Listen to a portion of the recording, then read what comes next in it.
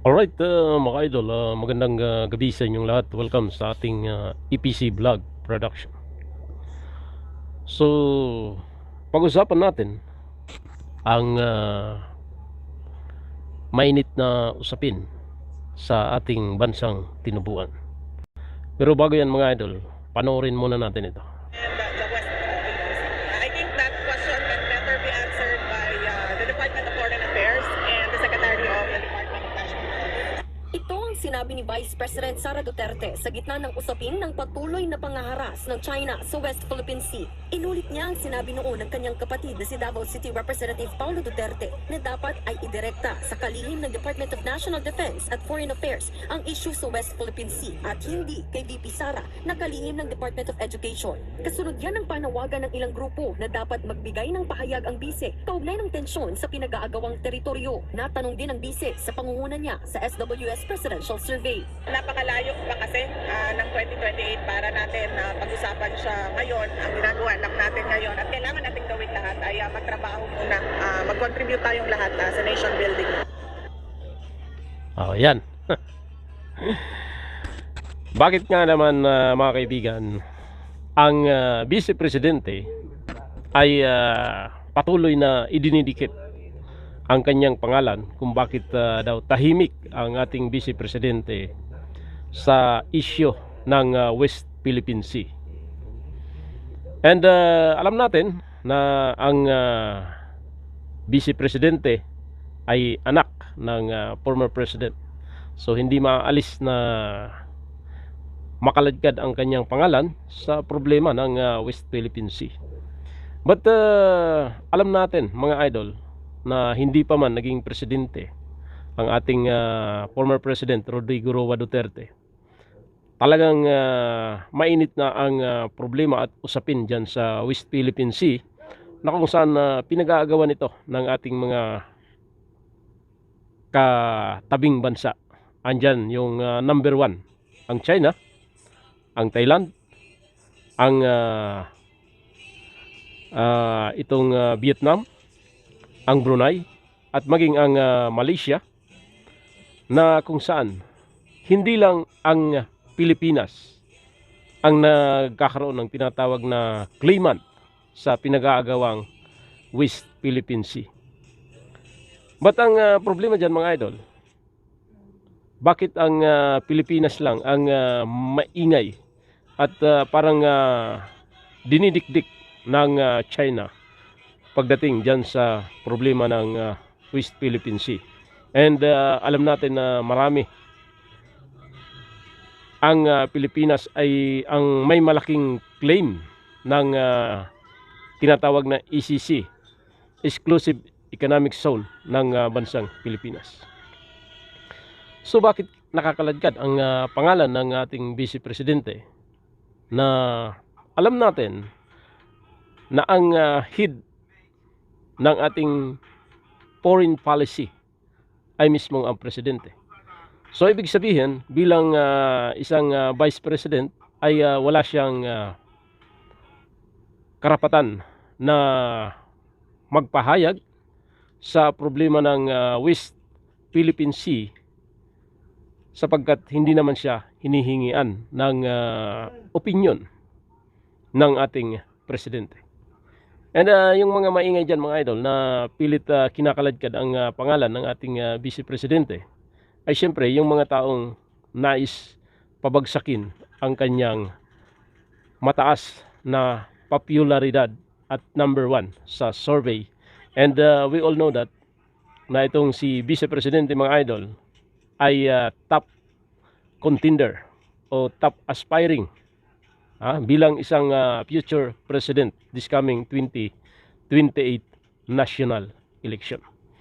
So siyempre yung mga nag-a-ambition dyan na mga politiko na gustong tumakbo sa pagka-presidente this coming 2028 national election ay gumagawa ng paraan para makaladkad ang kanyang pangalan at bumaba ang kanyang popularidad sa taong bayan. So yan ang isa sa mga dahilan kung bakit laging lumalabas ang pangalan ni VP Sara, bakit daw tahimik siya sa nagaganap o pambubumba ng tubig ng Coast Guard ng China sa ating sasakyang pandagat. So sabi ko nga, hindi naman siya entitled na magpahayag ng kanyang saloobin unless otherwise na sabihin ng presidente na ano ba ang magiging saloobin o pahayag ng ating ginagalangang vice presidente sa nagaganap dyan sa West Philippine Sea na pangaharas ng China Coast Guard. So doon mga idol, pwede siyang magpalabas ng kanyang kapahayagan, opinion at saloobin sa ating mga pahayagan kung talagang hinihingi ang opinion ng ating vice presidente alinsunod sa kapahintulutan ng ating presidente. Dahil alam natin mga idol na ang head ng ating foreign policy ay itong si Marcos Jr. So yan ang malinaw. Kaya sabi ng ating vice presidente, ang may karapatan na magpahayag dyan ay ang ating foreign affairs at mismong ang presidente. Kaya nga sabi ng kanyang kapatid na si Congressman Pulong Duterte na bakit patuloy na idinidikit ang kanyang pangalan at bakit daw tahimik ang vice presidente sa mga pangaharas ng China Coast Guard sa ating sasakyang pandagat. So doon mga idol, yung mga taong kinakaladkad ang pangalan ni Vice President Sara Duterte ay una nang sinupalpal ng kanyang kapatid na si Pulong Duterte. At ito yung kanyang second demotion na ang sabi niya, yung pahayag ng kanyang kapatid ay kanyang sinusuportahan sapagkat wala siyang karapatang magpahayag ng anumang opinion. May kinalaman dyan sa kaguluhan sa West Philippine Sea na involved mga idol ang Coast Guard ng China pati ang ating sasakyang pangdagat na magre-resupply sana ng pagkain doon sa nakasadsad na BRP Sierra Madre. So yan ang kaganapan dyan mga idol. And sa ngayon mga idol, nakikita natin na ang problema dyan sa West Philippine Sea ay sinasakyan ng ating presidente. Itong si Dayon Jr. mga idol, kumbaga dinadivert niya yung problema ng bansang Pilipinas kung saan lumalabas na hirap na ang taong bayan sa problema ng mataas na bilihin, high inflation rate ng ating mga pagkain, itong tinatawag na prime commodities ng ating bansang Pilipinas. Mataas na mataas mga idol. Pero dinadivert nila Junior ang issue dito sa West Philippine Sea para mapagtakpan ang kanyang anong tinatawag dyan mga idol?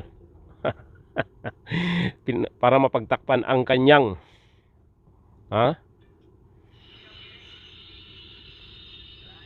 kawalang aksyon sa problema sa loob ng ating bansang tinubuan. So pakinggan natin itong si Dayon Jr. mga idol. Kumbaga dinadivert niya yung issue ng problema dito sa bansang Pilipinas at para mapag-usapan ang West Philippine Sea. Ito yung kanyang naging pahayag mga idol. Tungkol sa gentleman's agreement ni dating Pangulong Rodrigo Duterte sa China. I am horrified by the idea that we have compromised through a secret agreement the territory, the sovereignty, and the sovereign rights of the Philippines. April So yan mga idol. Ang sabi ni Marcos, nababahala daw siya doon sa agreement na pinasok ng previous administration under Rodrigo Roa Duterte dyan sa West Philippine Sea. Pero doon sa kanyang unang pahayag, nababahala daw siya, horrified sa pinasok na gentleman agreement ng previous administration.